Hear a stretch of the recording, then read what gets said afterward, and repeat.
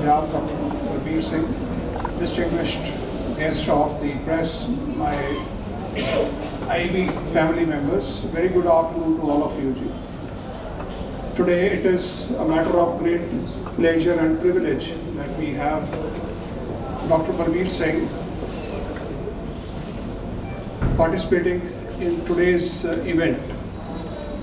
So most of you perhaps are aware that IB healthcare story, it began about 16 years back when there was no corporate hospital in tier 2 and tier 3 towns. So we took upon ourselves to carry super specialty healthcare to the doorstep of patients in tier 3 towns. So by the grace of God, I am very happy to share with you, we treat more than 3 lakh patients every year, and most of the patients, they come from lower middle and upper middle segment. We are not targeting the ultra rich or the very high net worth population base. The idea is to make healthcare affordable. The idea is to make healthcare accessible. We are continuously investing in technological upgrades.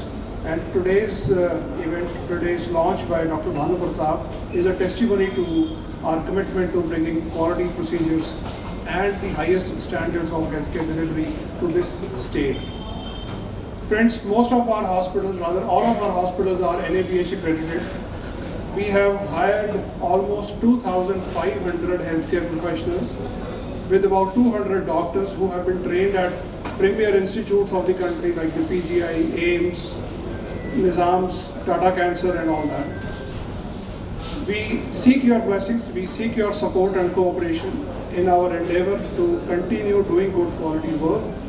I will invite Dr. Bhanu to share quickly the technique which has set him apart, and after that I will request our Chief Guest, Honorable Health Minister of Punjab, to bless us, to encourage us, to keep us motivated on this hugely important mission for any state. Thank you guys, thank you for being here.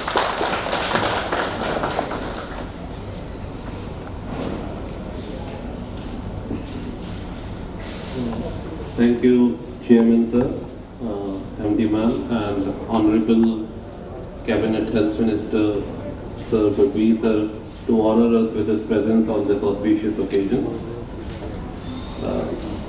जैसे सबसे पहले जो है हम आपको बधाई देंगे चंद्रयान पे हमारी मून पे पहुंचने की. बिना टेक्नोलॉजी के ये पॉसिबल नहीं था और बिना साइंटिस्ट के ये टेक्नोलॉजी आती नहीं. तो जहाँ तक मुझे लगता है कि ह्यूमन बीइंग और technology they go hand in hand. जब तक एक इंसान इस पर काम नहीं करेगा, टेक्नोलॉजी का इनोवेशन नहीं होगा. और टेक्नोलॉजी हमें आगे ले जाने के लिए बहुत आवश्यक है और बहुत उसका महत्व है कि हम चीज़ों को आने वाले टाइम में दर बदर सिंपल और बेहतर कर सकें. उसी क्रम में रोबो 3D टेक्नोलॉजी जो है एक अगला चरण है. आज तक हम रोबोटिक्स सुनते आए हैं. रोबोटिक्स के भी 2 पहलू हैं, एक इन्वेजिव रोबोटिक है, एक नॉन इन्वेजिव रोबोटिक है. जो इन्वेजिव रोबोटिक है वो ज़्यादातर लोगों के लिए कॉस्ट फ्रेंडली नहीं है, क्योंकि इसकी जो अमाउंट है बाइंग की it's very high. It's around 4.5 to 5 CR robotic को हायर करने के लिए, और उसके लिए पेशेंट को अननेसेसरली लाख 1.5 लाख रुपए एक्स्ट्रा देना पड़ता है to get the robotic invasive surgery done. इसमें इंस्टॉलेशन ऑफ पिन ट्रैकर्स, ये सारा हमको इंट्रा ऑपरेटिवली मतलब सर्जरी के दौरान करना पड़ता है, और तब जाके सर्जरी के दौरान हमको पूरा मैन्यूअर मिलता है स्क्रीन पे कि हमारे घुटने की खराबी कितनी है और कितना दर्द घुटने को निकालने की ज़रूरत है. अब इसी चीज़ को हमने दूसरे तरीके से देखने की कोशिश की. हम पेशेंट का हिप से लेकर एंकल तक का CT स्कैन एक दिन पहले कराते हैं, और वो भी 3 डायमेंशनल. तो एक दिन पहले जब हमारे पास पेशेंट आता है उसका 3 डायमेंशनल CT स्कैन हमारे पास होता है, और फिर वो CT स्कैन जो है उसका पूरा CD एक रोबोटिक सॉफ्टवेयर में इंस्टॉल किया जाता है. अब रोबोटिक सॉफ्टवेयर का फ़ायदा क्या है कि हमारे पास उस सॉफ्टवेयर के साथ हम उतने हिस्से जितना डैमेज है उसको रीड कर पाते हैं. तो उस इंस्टॉलेशन से हमारे पास पूरी कंपाइलिंग आती है कि नी का कितना सरफेस डैमेज है और एक्चुअल नी का आपका साइज क्या है. तो अगले दिन जब हम ऑपरेट करते हैं तो हमारे पास ऑलरेडी रिपोर्ट कार्ड जो है हाथ में होता है। मीन्स कि हमें सर्जरी के दौरान कितना हिस्सा निकालना है वो हमारे पास पहले से पता है, और घुटना का साइज क्या है ये हमको पहले से पता है। तो सर्जरी के दौरान इतना इन्वेजिव मैकेनिज्म अडॉप्ट करने की जरूरत नहीं पड़ती। पेशेंट के लिए उतना ही कॉस्ट इफेक्टिव है, क्योंकि सिर्फ रोबोटिक असेसमेंट की जरूरत है, उसका कॉस्ट देना पड़ता है जो बहुत मिनिमम रखा है हमारे हॉस्पिटल ने, और पेशेंट को एक पूरी की पूरी रोबोटिक टेक्नोलॉजी का फायदा मिलता है। इसीलिए हमने इसको नॉन इन्वेजिव रोबोटिक टेक्नोलॉजी के साथ प्रेजेंट किया है, क्योंकि ये हर वर्ग के लिए अच्छा है, हर वर्ग का बंदा इसको करा सकता है, हर वर्ग का बंदा रोबोटिक टेक्नोलॉजी तक पहुंच सकता है। नहीं तो हमको समझ में आता है जो पेशेंट मेरे पास आते हैं कि डॉक्टर साहब कॉस्ट बहुत ज़्यादा है, 50,000 लाख 1.5 लाख रुपए एक्स्ट्रा रोबोटिक का चार्ज हो रहा है, वो हम उतना नहीं दे पाएंगे, हमें इसी टेक्नोलॉजी से कराना है। उसके लिए ये टेक्नोलॉजी एक गेम चेंजर की तरह है जो IVY हॉस्पिटल में पहली बार लॉन्च की जा रही है। इसके लिए मैं गुरतेज सर का और MD मैम डॉक्टर कंवल का तहे दिल से शुक्रिया करता हूँ कि उन्होंने मेरे इस पॉइंट को समझा, इस मुद्दे को समझा और मुझे वो प्लेटफॉर्म दिया कि ये टेक्नोलॉजी हम उसको सशक्त रूप में पंजाब में लॉन्च कर सकें और हर पेशेंट को रोबोटिक टेक्नोलॉजी का फायदा दे सकें। So this is the first ever non-invasive robotic technology which is very cost effective. Surgery मात्र 10 मिनट की है, ब्लड का लॉस नहीं है, चीरे का दर सिर्फ 4 इंच का है, बिना टांकों की सर्जरी है, ऑपरेशन के 4 से 6 घंटे में पेशेंट खड़ा हो सकता है, ICU में रखने की कोई आवश्यकता नहीं, अगले दिन सीढ़ी चढ़ सकता है, और सर्जरी का टाइम ड्यूरेशन जो है वो सिर्फ 10 से 12 मिनट का रह गया है। तो 10 से 12 मिनट में हमारा काम पूरा होता है। 1.5 से 2 घंटे में दोनों घुटनों की सर्जरी करा के 4 से 6 घंटे में पेशेंट चलने लायक हो जाता है। तो ये एक बड़ा ब्रीफ इंट्रोडक्शन है रोबो 3D का। रोबोट से लिया गया है और 3D CT स्कैन मैकेनिज्म से लिया गया है। इसको हमने एक बड़ा सिंपल वर्जन बनाया है इसका रोबो 3D, जो पेशेंट के लिए आने वाले टाइम में एक effective, cost effective, result oriented और टाइम सेवर के रूप में देखा जाएगा। और मुझे लगता है कि कई लोग इसकी तरफ आकर्षित भी होंगे और उसका लाभ भी उठाएंगे। Thank you so much for giving a kind ears to me. Thank you so much. IVY hospital के promoter Gurtej ji and his better half Kamal ji and Bhanu ji. Punjab India एक ਇਹੋ ਜਿਹਾ ਪੈਰਾਡੌਕਸ ਹੈ ਜਿੱਥੇ we have the state of the art latest. ਜਿਹੜਾ ਇਲਾਜ ਤੁਹਾਨੂੰ America 'ਚ ਯੂਰਪ ਦੇ ਵਿੱਚ ਮਿਲੇਗਾ ਉਹੀ ਇਲਾਜ ਤੁਹਾਨੂੰ ਮੁਹਾਲੀ ਦੇ ਵਿੱਚ ਵੀ ਮਿਲੇਗਾ। ਸੋ ਮੁਹਾਲੀ ਦੀਆਂ ਜਿਹੜੀਆਂ ਹੈਲਥ ਸਰਵਿਸਿਜ਼ ਆ they are comparable with anywhere best in the world. So ਸਾਨੂੰ ਇਹਨਾਂ ਤੇ ਮਾਣ ਵੀ ਹੈ। ਔਰ ਜਿਸ ਤਰ੍ਹਾਂ ਉਹਨਾਂ ਨੇ ਦੱਸਿਆ ਕਿ 2000 ਬੰਦੇ ਕੰਮ ਕਰਦੇ ਆ ਤੁਹਾਡੇ ਕੋਲ, ਡਾਕਟਰ ਮਿਲਾ ਕੇ 2500। ਸੋ ਇੰਨੇ ਬੰਦੇ ਨੂੰ ਇੰਪਲਾਇਮੈਂਟ ਵੀ ਮਿਲੀ ਆ ਐਂਡ ਲੋਕਾਂ ਨੂੰ ਸਰਵਿਸਿਜ਼ ਮਿਲ ਰਹੀਆਂ। ਅਦਰਵਾਈਜ਼ ਜਦੋਂ ਮੈਂ ਮੈਡੀਕਲ ਸਟੂਡੈਂਟ ਸੀ ਜਾਂ ਪੜ੍ਹਦੇ ਹੁੰਦੇ ਸੀ ਉਦੋਂ ਇਹੋ ਜਿਹੀ ਸਰਜਰੀਜ਼ ਕਰਾਉਣ ਵਾਸਤੇ, ਹਾਰਟ ਸਰਜਰੀ ਜਾਂ ਲਿਵਰ ਦੀ ਕਿਸੇ ਨੂੰ ਪ੍ਰੋਬਲਮ ਹੋ ਜਾਂਦੀ ਸੀ ਉਹ ਅਮਰੀਕਾ ਜਾਂਦੇ ਹੁੰਦੇ ਸੀ। ਸੋ ਹੁਣ ਸਾਨੂੰ ਉਹਦੀ ਲੋੜ ਨਹੀਂ ਹੈ, ਸਾਰਾ ਕੁਝ ਇੱਥੇ ਆ। ਮੈਨੂੰ ਯਾਦ ਆ ਮੇਰਾ ਆਪਣਾ ਫੀਲਡ ਜਿਹੜਾ ਆਪਥਲਮੋਲੋਜੀ ਦਾ ਆਈ ਦਾ, ਜਦੋਂ ਕਿਸੇ ਦਾ ਪੜਦਾ ਉੱਪਰ ਜਾਂਦਾ ਸੀ ਤੇ ਉਦੋਂ ਲੱਗਦਾ ਸੀਗਾ ਕਿ ਹੁਣ ਇਹ ਬਲਾਈਂਡ ਹੋਏਗਾ। ਉਸ ਤੋਂ ਬਾਅਦ ਸਾਡੇ ਸ਼ੰਕਰ ਮਿਤਰਾਲਿਆ ਪਹਿਲਾਂ ਬਾਹਰ ਜਾਂਦੇ ਸੀ, ਦੋ ਵਿਦੇਸ਼ ਜਾਂਦੇ ਸੀ, ਫਿਰ ਮਦਰਾਸ ਜਾਂਦੇ ਸੀ। ਇਸੇ ਤਰ੍ਹਾਂ ਕੈਂਸਰ ਦੇ ਵਿੱਚ ਪਹਿਲਾਂ ਟਾਟਾ ਜਾਂਦੇ ਸੀ, ਫਿਰ ਹੁਣ ਸਾਡੇ ਉਹਨਾਂ ਨੇ ਇੱਥੇ ਹਸਪੀਟਲ ਆਪਣੇ ਬਣ ਗਏ। ਸੋ ਜਿਸ ਤਰ੍ਹਾਂ ਡਾਕਟਰ ਬਾਨੂ ਨੇ ਦੱਸਿਆ ਕਿ ਇਹਦੇ ਨਾਲ ਪੇਸ਼ੈਂਟ ਨੂੰ ਇੱਕ ਤਾਂ ਕਾਸਟ ਘਟਦੀ ਹੈ, ਦੂਜਾ ਫਾਇਦਾ ਇਹਦਾ ਹੈਗਾ ਕਿ ਅਰਲੀ ਮੋਬਿਲਾਈਜੇਸ਼ਨ, ਪੇਸ਼ੈਂਟ ਦਾ ਹਸਪੀਟਲ ਸਟੇ ਨਿਚਲੀ ਉਹਦੇ ਨਾਲ ਵੀ ਕਾਸਟ ਘਟੇਗੀ। ਔਰ ਅਰਲੀ ਮੋਬਿਲਾਈਜੇਸ਼ਨ ਉਹਦੇ ਨਾਲ ਹੋਰ ਬਹੁਤ ਸਾਰੀਆਂ ਕੰਪਲੀਕੇਸ਼ਨ ਕਿ ਉਹ ਜਦੋਂ ਤੱਕ ਜਿਹੜੀਆਂ ਤੁਹਾਡੇ ਗੋਡੇ ਬਦਲਣ ਦੀ ਜਾਂ ਰਿਪਲੇਸਮੈਂਟ ਦੀ ਨੌਬਤ ਆਉਂਦੀ ਹੈ ਉਦੋਂ ਤੱਕ ਤੁਹਾਨੂੰ ਹੋਰ ਵੀ ਬਹੁਤ ਕੁਝ ਤਾਂ ਹਾਈਪਰਟੈਂਸ਼ਨ, ਡਾਇਬਟੀਜ਼। ਇਨਫੈਕਟ ਮੈਨੂੰ ਲੱਗਦਾ ਇਹਦਾ ਕਾਰਨ ਇਹ ਹੈ ਵੀ ਜਿਹੜੀ ਸੈਡੈਂਟਰੀ ਲਾਈਫ ਸਟਾਈਲ, ਓਬੈਸਿਟੀ ਔਰ ਜਿਹੜੇ ਲਾਈਫ ਸਟਾਈਲ ਡਿਸਆਰਡਰ ਹੈ, it's one of the life style disorder. ਔਰ ਸਾਡੇ ਭਗਵੰਤ ਮਾਨ ਜੀ ਜਿਹੜੇ ਹੈਗੇ ਹੀ ਇਜ਼ ਵੈਰੀ ਪਰਟੀਕੂਲਰ। ਅਸੀਂ ਇੱਥੇ ਵੀ ਸ਼ੁਰੂ ਕੀਤਾ ਹੈਗਾ ਜੀ ਮੁਹਾਲੀ ਦੇ ਵਿੱਚ ਵੀ, ਔਰ ਪੰਜਾਬ ਦੇ ਵਿੱਚ ਸਾਡੇ ਜਿਹੜੇ ਹੈਗੇ 7000 ਤੇ ਅਸੀਂ ਪਹੁੰਚ ਗਏ ਹਾਂ। ਸੋ ਆਉਣ ਵਾਲੇ 2-3 ਮਹੀਨੇ 'ਚ ਅਸੀਂ 25000 ਤੇ ਪਹੁੰਚ ਜਾਵਾਂਗੇ ਜਿਹੜੇ ਬੰਦੇ ਰੋਜ਼ ਸਵੇਰੇ ਅਸੀਂ ਉਹਨਾਂ ਨੂੰ ਯੋਗਾ ਕਰਾਉਂਦੇ। ਸੋ ਵੀ ਥਿੰਕ ਪ੍ਰੀਵੈਂਸ਼ਨ ਜਿਹੜੀ ਹੈਗੀ ਹੈ ਇਹ ਬਹੁਤ ਕਾਸਟ ਇਫੈਕਟਿਵ ਹੈ ਔਰ ਇਹਦੇ ਨਾਲ ਮਲਟੀਪਲ ਬੈਨੀਫਿਟਸ ਹੁੰਦੇ ਆ। ਗੋਡੇ ਵੀ ਠੀਕ ਰਹਿੰਦੇ ਆ, ਗੁਰਦੇ ਵੀ ਠੀਕ ਰਹਿੰਦੇ ਆ, ਇਹਦੇ ਨਾਲ ਦਿਮਾਗ ਵੀ ਠੀਕ ਰਹਿੰਦਾ ਹੈ। ਇਹਦੇ ਨਾਲ ਸਾਰਾ ਕੁਝ ਠੀਕ ਰਹਿੰਦਾ। ਇਸੇ ਤਰ੍ਹਾਂ ਅਸੀਂ ਜਿਹੜਾ 664 ਆਮ ਆਦਮੀ ਕਲੀਨਿਕ ਜਿੱਥੇ ਅਸੀਂ early diagnosis and early intervention, so Punjab government at different levels ਕੰਮ ਕਰ ਰਹੀ ਹੈ, primary care and secondary care, tertiary care, ਔਰ ਜਿਹੜੇ ਟਰਸ਼ਰੀ ਕੇਅਰ ਹਸਪੀਟਲ ਹੈ they are already playing a very useful role for referral services ਕਿ ਜਿਹੜੇ ਲੋਕਾਂ ਨੂੰ ਜਿਹਨਾਂ ਦੇ ਗੋਡੇ ਖਰਾਬ ਹੋਏ ਕਿ ਜਿਹਨਾਂ ਨੂੰ ਰਿਪਲੇਸ ਕਰਨ ਦੀ ਲੋੜ ਹੈ ਜਾਂ ਹਾਰਟ ਦੀ ਜਾਂ ਲਿਵਰ ਟ੍ਰਾਂਸਪਲਾਂਟ ਦੀ ਲੋੜ ਹੈ, ਗੁਰਦੇ ਰੀਨਲ ਟ੍ਰਾਂਸਪਲਾਂਟ ਦੀ ਲੋੜ ਹੈ, ਉਹਦੇ ਵਿੱਚ ਸਾਡਾ ਪੇਸ਼ੈਂਟ ਵੀ ਪੰਜਾਬ 'ਚ ਰਹਿ ਕੇ ਆਪਣੇ ਘਰ ਦੇ ਨੇੜੇ ਰਹਿ ਕੇ ਇਲਾਜ ਕਰਾ ਸਕਦਾ ਔਰ ਉਹਨਾਂ ਨੂੰ ਹੋਰ ਵੀ ਬਹੁਤ ਸਾਰੇ ਬੈਨੀਫਿਟਸ ਆ, ਉਹਦੇ ਕੋਸਟ ਇਫੈਕਟਿਵ ਹੈ। ਜੇ ਬੰਦਾ ਸਪੋਜ਼ ਪਹਿਲਾਂ ਲੋਕਾਂ ਨੂੰ ਬੰਬੇ ਜਾਣਾ ਪੈਂਦਾ ਸੀ, ਮੁੰਬਈ ਜਾਣਾ ਪੈਂਦਾ ਸੀ ਜਾਂ ਮਦਰਾਸ ਜਾਣਾ ਪੈਂਦਾ ਸੀਗਾ, ਉਹਦੀ ਟਰੈਵਲ ਦੀ ਕੋਸਟ, ਉਹਦਾ ਟਾਈਮ ਐਕਸਟਰਾ, ਉਹਦੀ ਕਾਸਟ ਹੋਰ ਜ਼ਿਆਦਾ ਮਲਟੀਪਲਾਈ ਕਰ ਜਾਂਦੀ ਹੈ। ਘੱਟੋ ਘੱਟ ਤੁਹਾਨੂੰ ਤੁਸੀਂ ਮੈਨੂੰ ਯਾਦ ਆ ਕਿ ਜਦੋਂ ਬੰਦੇ ਅੱਖਾਂ ਦਾ ਆਪਰੇਸ਼ਨ ਕਰਾਉਣ ਸ਼ੰਕਰ ਦੇ ਤਰਾੜਿਆ ਜਾਂਦੇ ਸੀ, ਪਹਿਲਾਂ ਉੱਥੋਂ ਟਾਈਮ ਲੈਣਾ, ਫਿਰ ਉਹਦੀ 에ਅਰ ਬੁਕਿੰਗ ਕਰਾਉਣੀ, ਤੁਸੀਂ ਉੱਥੇ ਗਏ ਹੋ, ਕੰਪਲੀਕੇਸ਼ਨ ਹੋ ਗਈ, ਤੁਹਾਡੀ 에ਅਰ ਟਿਕਟ ਤੁਸੀਂ ਵਾਪਸ ਨਹੀਂ ਆ ਸਕਦੇ, ਉੱਥੇ ਜਾ ਕੇ ਫੈਮਿਲੀ ਮੈਂਬਰਸ ਦੇ ਰਹਿਣਾ ਬੜੀ ਮੁਸ਼ਕਿਲ ਸੀ। ਮਤਲਬ ਹੁਣ ਸਾਡੇ ਕੋਲ ਜਿਹੜੀਆਂ ਸਾਰੀਆਂ ਸਰਵਿਸਿਜ਼ ਸਾਡੇ ਕੋਲ ਇੱਥੇ ਅਵੇਲੇਬਲ ਹੈ। ਸੋ ਮੈਂ ਇੱਕ ਵਾਰ ਫਿਰ ਗੁਰਤੇਜ ਜੀ ਨੂੰ ਔਰ ਉਹਨਾਂ ਦੇ ਐਮਪਲੋਈ ਵਾਈਫ ਨੂੰ ਔਰ ਇਹਨਾਂ ਨੂੰ ਕਿੰਨਾ ਜਿਹੜੀ ਇਹਨਾਂ ਦੀ ਪੂਰੀ ਟੀਮ ਹੈ IVY ਹਸਪੀਟਲ, ਉਹਨਾਂ ਨੂੰ ਸਾਰਿਆਂ ਨੂੰ ਵਧਾਈ ਦਿੰਦਾ। They are doing a commendable job and it's a good service to the society and I assure them ਕਿ ਗਵਰਨਮੈਂਟ ਇਹਨਾਂ ਨੂੰ ਪੂਰਾ ਹਰ ਤਰੀਕੇ ਦੇ ਨਾਲ ਪਹਿਲਾਂ ਵੀ ਅਸੀਂ ਕਰ ਰਹੇ ਹਾਂ, ਉਹਦੇ ਅਸੀਂ ਵੀ ਆਰ ਟਰਾਈਂਗ ਕਿ ਸਾਡੇ ਕੋਲ ਜਿਹੜੀ ਕੋਈ ਵੀ ਫੈਸਿਲਿਟੀ ਦੇਸ਼ ਵਿੱਚ ਕਿਤੇ ਵੀ ਹੋਵੇ ਸਾਡੇ ਕੋਲ ਹੋਣੀ ਚਾਹੀਦੀ ਹੈ। ਬਾਕੀ ਇਹਨਾਂ ਨੇ ਕਿਹਾ I think is a devout Sikh, ਮੈਂ ਤਾਂ ਮੇਰੇ ਵਰਗੀ, ਬਟ ਇਹਨਾਂ ਨੇ ਕਿਹਾ ਵੀ ਹਸਪੀਟਲ ਦੇ ਵਿੱਚ ਵੀ ਇਹਨਾਂ ਦੇ ਫਿਰ ਮਹਾਰਾਜ ਦਾ ਪ੍ਰਕਾਸ਼ ਹੁੰਦਾ, ਸੋ ਇਹਨਾਂ ਨੇ ਦੋਨੋਂ ਉਹ ਵੀ ਰੱਖਿਆ ਹੋਇਆ ਨਾਲ ਦਵਾ ਵੀ ਔਰ ਦਵਾ ਵੀ, ਸੋ ਦੋਨੋਂ ਹੀ ਕਰਦੇ ਹੋ, which is very good. It's a matter of faith and we have definitely I am a student of science, I have full faith in science and this is the way to progress and they are on the right track and Punjab government is on its part. We are also trying to upgrade all our health facilities and I am looking forward ਕਿ ਆਪਾਂ ਮਿਲ ਕੇ ਜਿਹੜੇ ਪੰਜਾਬ ਦੇ ਲੋਕ ਹੈ ਉਹਨਾਂ ਅਗਲਾ ਪੰਜਾਬ ਬਣਾਉਣ ਵਿੱਚ ਤੁਹਾਡਾ ਵੀ ਜਿਹੜੇ ਕਾਰਪੋਰੇਟ ਹਸਪੀਟਲ ਹੈ, ਚਾਹੇ ਉਹ 5% ਬੰਦੇ ਜਿਹੜੇ ਇੱਥੇ ਪਹੁੰਚਦੇ ਆ, 95% ਜਿਹੜੇ ਪ੍ਰਾਇਮਰੀ ਕੇਅਰ ਤੇ ਸੈਕੰਡਰੀ ਕੇਅਰ 'ਚ ਅਸੀਂ ਡੀਲ ਕਰਦੇ ਹਾਂ। ਸੋ ਅਸੀਂ ਉਹ ਜਿਹੜੇ 95% ਹੈ ਅਸੀਂ ਉਹਨਾਂ ਨੂੰ we are trying to give them state of the art facilities. So ਤੁਹਾਡੇ ਥਰੂ ਮੈਂ ਸਾਰੇ ਜਿਹੜੇ ਜਿੰਨੇ ਵੀ ਤੁਹਾਡੇ IVY ਹਸਪੀਟਲ ਦੇ ਆ ਉਹਨਾਂ ਨੂੰ ਸਾਰਿਆਂ ਨੂੰ ਵਧਾਈ ਦਿੰਦਾ that you are a good team, dedicated team and keep it up, good ਵਿਸ਼ੇਸ।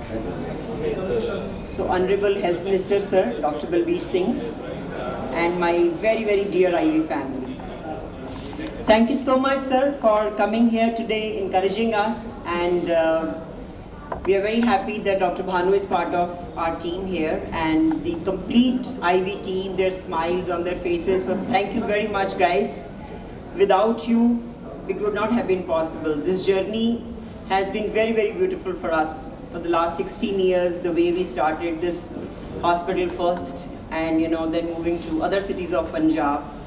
I can tell you sir, many of our employees, they are with us from day one.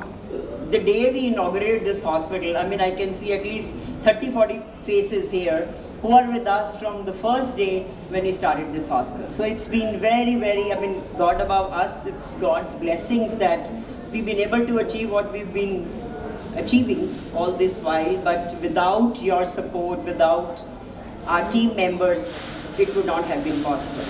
So every year or every time we keep on adding new things, new departments, and so there's a new technique which Dr. Bhanu has launched. I congratulate him and the entire team for this and thank you so much once again sir. Thanks for coming.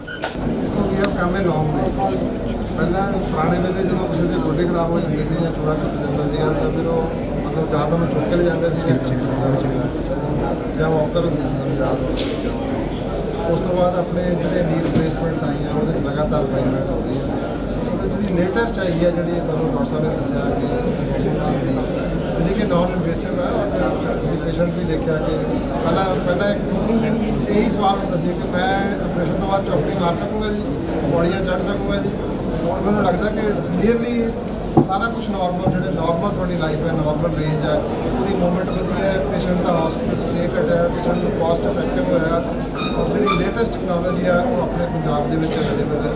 ਬਹੁਤ ਅੱਛੀ ਮਾਣ ਦੀ ਗੱਲ ਹੈ, ਬਹੁਤ ਅੱਛਾ ਉਪਰਾਲਾ ਹੈ IVY hospital ਦਾ ਔਰ ਡਾਕਟਰ ਕਮਲ ਔਰ ਗੁਰਤੇਜ ਜੀ ਔਰ ਡਾਕਟਰ ਫਾਰਮੇਡੇਬਲ ਟੀਮ। ਅਸੀਂ ਕਹਿੰਦੇ ਹੁੰਦੇ ਹਾਂ ਵੀ machine is important but the man behind the machine is very important. So they have the machine, they have the man, so they have got everything together. ਇਹਦੇ ਨਾਲ ਬੜੀ ਉਮੀਦ ਹੈ ਕਿ ਜਿਹੜੀ ਪੇਸ਼ੈਂਟਸ ਨੂੰ ਹੋਰ ਬੈਨੀਫਿਟ ਹੋਏਗਾ। ਵੈਸੇ ਵੀ ਤੁਹਾਡਾ ਜਿਹੜਾ ਮੁਹਾਲੀ ਹੈਗਾ ਇਹ ਆਪਣੀ ਇੰਡਸਟਰੀ ਕੇਅਰ ਦਾ ਸੈਂਟਰ ਹੈ ਪੰਜਾਬ ਦਾ, ਇਹਦੇ 'ਚ ਬਹੁਤ ਵੱਡੀ ਇੱਕ ਨਿਊ ਜਿਹੜੀ I will say it's a new feather in the time. Punjab ਸਰਕਾਰ ਦਾ ਮੁੱਖ ਮਕਸਦ ਸਿੱਖਿਆ ਤੇ ਐਜੂਕੇਸ਼ਨ ਨੂੰ ਲੈ ਕੇ ਹੈ ਤੇ ਸਾਨੂੰ ਵੀ ਲੱਗਦਾ ਕਿ ਇਸ ਤਰ੍ਹਾਂ ਸੰਸਥਾਵਾਂ ਕਿੰਨੀ ਕੁ ਸਰਕਾਰ ਦੀ ਹੱਦ ਤੱਕ ਹੋਣਗੀਆਂ। ਡੈਫੀਨੇਟਲੀ ਜੀ ਦੇਖੋ ਅਸੀਂ ਜਿਹੜੀ ਪੰਜਾਬ ਸਰਕਾਰ ਹੈ ਉਹਨੇ ਸਾਰੇ 3 ਕਰੋੜ ਲੋਕਾਂ ਬਾਰੇ ਸੋਚਿਆ। ਉਹਦੇ 'ਚ ਜਿਹੜੀ ਪ੍ਰਾਇਮਰੀ ਕੇਅਰ ਹੈ ਔਰ ਸੈਕੰਡਰੀ ਕੇਅਰ ਹੈ ਉਹ 95% ਇਸ ਤੋਂ ਵੱਧ ਲੋਕਾਂ ਦੇ ਨਾਲ ਡੀਲ ਕਰਦੀ ਹੈ।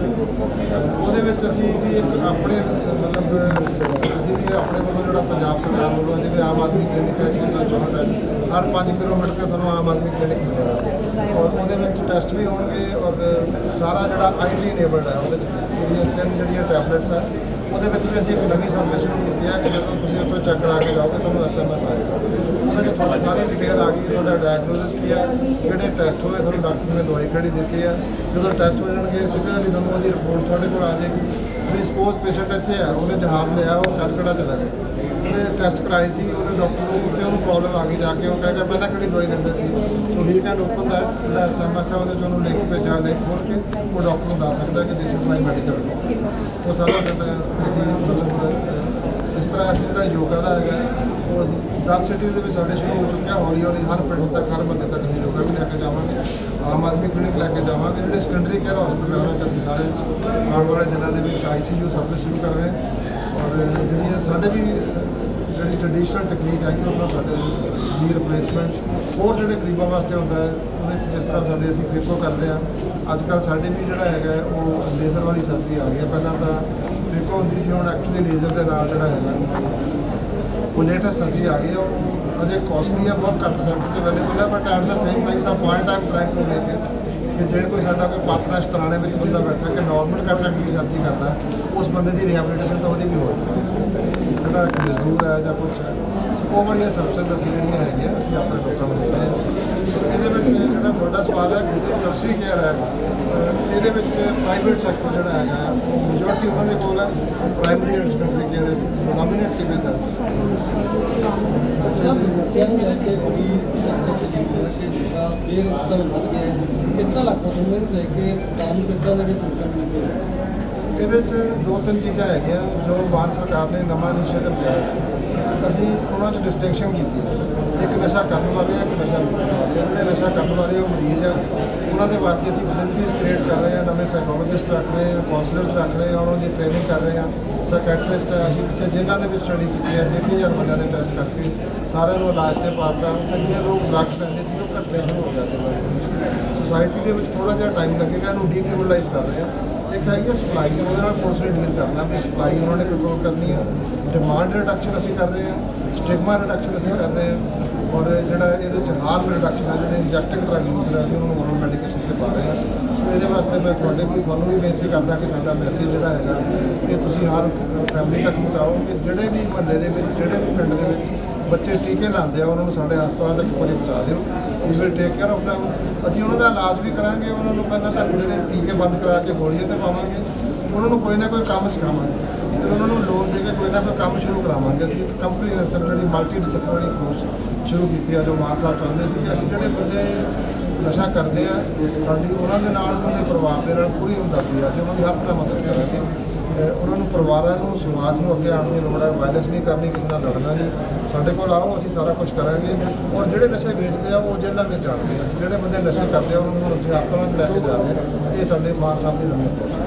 ਡਾਕਟਰ ਸਾਹਿਬ, ਇੱਕ ਹਸਪਤਾਲਾਂ ਦੇ ਵਿੱਚ ਡਾਕਟਰਾਂ ਨੂੰ ਘਾਟ ਮਰੀਜ਼ਾਂ ਦੇ ਰੱਖਣ ਦੀ ਨਵੀਂ ਕੋਈ ਭਰਤੀ ਚਰਚਾ ਨਹੀਂ? ਹਾਂਜੀ ਹਾਂ, ਚਰਚਾ ਨਹੀਂ ਹੋ ਰਹੀ ਜੀ, ਅਸੀਂ ਐਕਚੁਅਲੀ ਕਰ ਰਹੇ ਹਾਂ। ਉਹਨਾਂ ਨੇ ਬਹੁਤ ਸਾਰੇ ਕੰਮ ਕਰ ਰਹੇ ਹਾਂ ਅਸੀਂ। ਇੱਕ ਤਾਂ ਅਸੀਂ 1800 ਪੋਸਟਾਂ ਜਿਹੜੀਆਂ ਹੈਗੀਆਂ ਉਹ ਕ੍ਰੀਏਟ ਕੀਤੀਆਂ, 272 ਸਪੈਸ਼ਲਿਸਟ ਰੱਖੇ। ਹੁਣ ਸਾਡੇ ਸਾਰੇ ਹਸਪੀਟਲ ਦੇ ਵਿੱਚ ਜਿਹੜੇ ਸਾਡੇ ਮੈਡੀਕਲ ਕਾਲਜਸ ਦੇ ਵਿੱਚ ਨਿਊਰੋ ਸਰਜਨ ਆ ਗਏ ਹੋਏ ਆ। ਇੱਕ ਅਸੀਂ ਨਵਾਂ ਕੰਮ ਇਹ ਕੀਤਾ ਜੋ ਪਹਿਲੀ ਵਾਰੀ ਕੀਤਾ, ਜੋ ਹਮੇਸ਼ਾ ਕਰਨਾ ਚਾਹੀਦਾ ਸੀ, ਪਿਛਲੇ 15 ਸਾਲ ਤੋਂ ਕਰਨਾ ਚਾਹੀਦਾ ਸੀ। ਜਿਹੜੇ ਸਾਡੇ ਕੋਲ ਪੋਸਟ ਗ੍ਰੈਜੂਏਸ਼ਨ ਕਰਦੇ ਆ, ਸਾਡੇ ਕੋਲ ਬੱਚੇ ਪੋਸਟ ਗ੍ਰੈਜੂਏਸ਼ਨ ਕਰਕੇ ਜਾਂਦੇ ਸਾਰੇ ਕੋਆਪਰੇਟ ਹਸਪਤਾਲ ਵਿੱਚ। ਅਸੀਂ ਹੁਣ ਉਹ ਬੌਂਡ ਭਰਦੇ ਆ, ਸਾਡੇ ਕੋਲ 1 ਸਾਲ ਦਾ 2 ਸਾਲ ਦਾ। ਇਸ ਵਾਰੀ ਸਾਡੇ ਕੋਲ 252 ਸੀਗੇ, ਉਹ ਸਾਰਿਆਂ ਨੂੰ ਨੌਕਰੀ ਦੇ ਦਿੱਤੀ। 84 ਸਾਡੇ PCMS DNB ਕਰਦੇ, ਸਾਰਿਆਂ ਨੂੰ, ਮੈਂ ਕਿਹਾ ਕਿਸੇ ਨੂੰ ਜਾਣ ਨਹੀਂ ਦੇਣਾ, ਸਾਰਿਆਂ ਨੂੰ ਅਸੀਂ ਜੌਬ ਦੇ ਰਹੇ ਹਾਂ। ਬਹੁਤ ਜਲਦੀ ਸਾਡੇ ਸਪੈਸ਼ਲਿਸਟ ਮੈਡੀਕਲ ਅਫਸਰ ਨਰਸਿਸ ਦੀ ਭਰਤੀ ਕਰ ਰਹੇ ਹਾਂ, ਸਾਰੇ ਅਸੀਂ ਭਰਤੀ ਕਰ ਰਹੇ ਹਾਂ। ਇਹ ਮੈਨੂੰ ਲੱਗਦਾ ਕਿ ਅਸੀਂ 1-2 ਸਾਲ ਦੇ ਵਿੱਚ ਸਾਡੀ ਸਾਰੀ ਡਾਕਟਰਸ ਦੀ ਜਿਹੜੀ ਕਮੀ ਹੈ ਸਾਰੀ ਬਿਊਟੀਫੁਲ ਬਿਆਨਾ ਕਿ ਆਮ ਆਦਮੀ ਪਾਰਟੀ ਦਾ ਕੰਮ ਕਿੰਨਾ ਕੋਈ ਨੇਤਾ ਹੋ ਗਿਆ ਉਦੋਂ ਤੱਕ ਕੀ ਚਰਚਾ ਦੇਖੋ ਇਹਦੇ 'ਚ ਇੱਕ ਗੱਲ ਬੜੀ ਸਮਝਣ ਵਾਲੀ ਹੈ ਕਿ ਦੇਰ ਆਰ ਨੈਸ਼ਨਲ ਇਸ਼ੂਜ਼। ਜੇ ਵਿਮਨ ਸੇਫਟੀ ਦਾ ਇਸ਼ੂ ਹੈ ਜੋ ਮਨੀਪੁਰ 'ਚ ਹੋਇਆ ਜਾਂ ਹੋਰ ਦੂਜੇ ਸਟੇਟਸ ਵੀ ਹੁੰਦਾ, ਇਹਦੇ 'ਚ ਜਿਹੜੇ ਤੁਹਾਡੇ ਮਤਲਬ ਦਲਿਤ ਹੈ ਉਹਨਾਂ ਦਾ ਇਸ਼ੂ ਹੈ, ਆਦੀਵਾਸੀਆਂ ਦਾ ਇਸ਼ੂ ਹੈ, ਇਹਦੇ ਸਟੇਟਸ ਦੀ ਜਿਹੜੇ ਰਾਈਟਸ ਆ ਉਹਨਾਂ ਦਾ ਇਸ਼ੂ ਹੈ, ਇਹਦੇ 'ਚ ਮਾਈਨੋਰਟੀਜ਼ ਦਾ ਇਸ਼ੂ ਹੈ, they are at the receiving and. ਜੇ ਤੁਸੀਂ ਕਿਹੋ ਜਿਹਾ ਦੇਸ਼ ਚਾਹੁੰਦੇ ਹੋ, ਜੇ ਤੁਸੀਂ ਚਾਹੁੰਦੇ ਹੋ ਕਿ ਰੀਅਲੀ ਡੈਮੋਕ੍ਰੈਟਿਕ ਜਿੱਥੇ ਔਰਤਾਂ ਵੀ ਮਤਲਬ ਔਰ ਆਦੀਵਾਸੀ ਵੀ ਔਰ ਮਾਈਨੋਰਟੀਜ਼ ਵੀ ਸੇਫ ਫੀਲ ਕਰਨ, ਸਟੇਟਸ ਨੂੰ ਉਹਨਾਂ ਦਾ ਜਿਹੜਾ ਹੈਗਾ ਆਪਣਾ ਉਹਨਾਂ ਸਟੇਟਸ ਦਾ ਆਪਣਾ ਹੱਕ ਹੋਵੇ ਟੈਕਸ ਲਾਉਣ ਦਾ, ਸਟੇਟਸ ਨੂੰ ਡਿਵੈਲਪ ਕਰਨ ਦਾ, ਜਿਵੇਂ ਅਸੀਂ ਆਮ ਆਦਮੀ ਕਲੀਨਿਕ ਬਣਾਉਂਦੇ ਹਾਂ, ਲੋਕਾਂ ਨੂੰ ਸਹੂਲਤ ਦੇਣਾ ਚਾਹੁੰਦੇ ਹਾਂ। ਸੋ ਇਹ ਵਾਲੀਆਂ ਸਹੂਲਤਾਂ ਸਟੇਟਸ ਨੂੰ ਲਾਉਣੀਆਂ ਚਾਹੀਦੀਆਂ। These are the national issues ਜਿਹਦੇ ਨਾਲ ਸਾਡੀ ਨੈਸ਼ਨਲ ਲੀਡਰਸ਼ਿਪ ਡੀਲ ਕਰਦੀ ਹੈ। ਆਈ ਥਿੰਕ ਉਹਨਾਂ ਨੇ ਸਾਰੇ ਜਿੰਨੇ ਵੀ ਉਹਦੇ 'ਚ ਜਿਹੜੇ ਇੰਡੀਆ ਦੇ ਵਿੱਚ ਅਲਾਇੰਸ ਦੇ ਵਿੱਚ ਬੰਦੇ ਹੈਗੇ ਆ ਉਹ ਪਾਰਟੀ ਵਾਈਜ਼ ਤੋਂ ਉੱਪਰ ਉੱਠੇ and I am proud of my leader Arvind Kejriwal ji and Bhagwant Mann ਜੀ ਕਿ ਉਹਨਾਂ ਨੂੰ ਪਾਰਟੀ ਇੰਟਰਸਟ ਤੋਂ ਉੱਪਰ ਦੇਸ਼ ਦਾ ਇੰਟਰਸਟ ਰੱਖ ਰਹੇ ਆ, ਲੋਕਾਂ ਦਾ ਪਬਲਿਕ ਇੰਟਰਸਟ, ਐਜੂਕੇਸ਼ਨ ਦੀ ਗੱਲ ਕਰ ਰਿਹਾ, ਹੈਲਥ ਦੀ ਗੱਲ ਕਰ ਰਿਹਾ, ਐਮਪਲੋਇਮੈਂਟ ਦੀ ਗੱਲ ਕਰ ਰਿਹਾ, ਸਟੇਟਸ ਦੇ ਰਾਈਟਸ ਦੀ ਗੱਲ ਕਰ ਰਿਹਾ। So I think it's a laudable and one should appreciate it. ਮੈਨੂੰ ਲੱਗਦਾ ਆਪਾਂ ਨੂੰ ਸਾਰਿਆਂ ਨੂੰ ਜਿਹੜਾ ਹੈਗਾ ਉਹਨੂੰ ਐਪਰੀਸ਼ੀਏਟ ਕਰਨਾ ਚਾਹੀਦਾ, ਸਪੋਰਟ ਕਰਨਾ ਚਾਹੀਦਾ। ਥੋੜਾ ਜਿਹੜਾ ਬਿਆਨ ਆ ਉਹ ਲੱਗਦਾ ਵੀ ਲੋਕ ਸਭਾ ਅਸੀਂ ਇਕੱਠੇ ਲੜਾਂਗੇ ਜਿਹੜੀਆਂ ਪੰਜਾਬ ਵਿਧਾਨ ਸਭਾ ਅਲੱਗ-ਅਲੱਗ ਲੜਾਂਗੇ। ਨਹੀਂ, ਤੁਸੀਂ you are free to interpret that is what democracy is. Similarly ਸਾਰੀਆਂ ਪਾਰਟੀਆਂ ਦੇ ਬੰਦੇ ਆਪਣੇ ਆਪਣੇ ਬਿਆਨ ਦੇ ਸਕਦੇ ਆ, ਬਟ ਇਹਦੇ ਵਿੱਚ ਜਦੋਂ ਮਤਲਬ ਗੱਲ ਤਾਂ ਇਹ ਹੈ ਕਿ ਬੰਦਾ ਕੌਣ ਹੈ ਇਹ ਨਹੀਂ ਹੈ ਵੀ ਮੁੱਦਾ ਕੀ ਹੈ, ਮੁੱਦਾ ਕੀ ਹੈ, ਤੁਸੀਂ ਕਿਹੋ ਜਿਹਾ ਸਮਾਜ ਚਾਹੁੰਦੇ ਹੋ, ਤੁਸੀਂ ਕਿਹੋ ਜਿਹਾ ਦੇਸ਼ ਚਾਹੁੰਦੇ ਹੋ। ਠੀਕ ਹੈ ਜੀ, ਤੁਹਾਡੇ ਤੁਸੀਂ ਨਸ਼ਿਆਂ ਦੀ ਗੱਲ ਕਰਦੇ ਹੋ, ਤੁਸੀਂ ਬੇਰੁਜ਼ਗਾਰੀ ਦੀ ਗੱਲ ਕਰਦੇ ਹੋ, ਤੁਸੀਂ ਮਹਿੰਗਾਈ ਦੀ ਗੱਲ ਕਰਦੇ ਹੋ। ਇਹ ਜਿਹੜੇ ਮੁੱਦੇ ਆ ਲੋਕਾਂ ਨੂੰ ਇਹ ਮੁੱਦੇ ਹਰਟ ਕਰਦੇ ਆ, ਮਤਲਬ ਬੇਸਿਕ ਇਨਫਰਾਸਟ੍ਰਕਚਰ ਦੀ ਗੱਲ ਕਰਦੇ ਹੋ। ਠੀਕ ਹੈ ਜੀ, ਜੇ ਤੁਸੀਂ ਇਹਨਾਂ ਮੁੱਦਿਆਂ ਨੂੰ ਐਡਰੈਸ ਕਰਨਾ, ਜੇ ਤੁਸੀਂ ਜਿਹੜੀ ਇਨਕਲੂਸਿਵ ਗਰੋਥ ਹੈ, ਜੇ ਤੁਸੀਂ 5-4 ਬੰਦਿਆਂ ਦੀ ਨਹੀਂ, ਜੇ ਤੁਸੀਂ 140 ਕਰੋੜ ਬੰਦਿਆਂ ਦੀ ਗੱਲ ਕਰਦੇ ਹੋ, ਜੇ ਤੁਸੀਂ ਜਿਹੜਾ ਪ੍ਰਾਈਵੇਟ ਸੈਕਟਰ ਹੈ ਉਹਨੂੰ ਵੀ ਫਰੀडम ਦੇਣੀ ਹੈ, ਉਹਨਾਂ ਨੂੰ ਇੱਕ ਇਨੇਬਲਿੰਗ ਐਟਮੋਸਫੀਅਰ ਦੇਣਾ ਤਾਂ ਕਿ ਉਹ ਵੀ ਇਨਵੈਸਟ ਕਰ ਸਕਣ।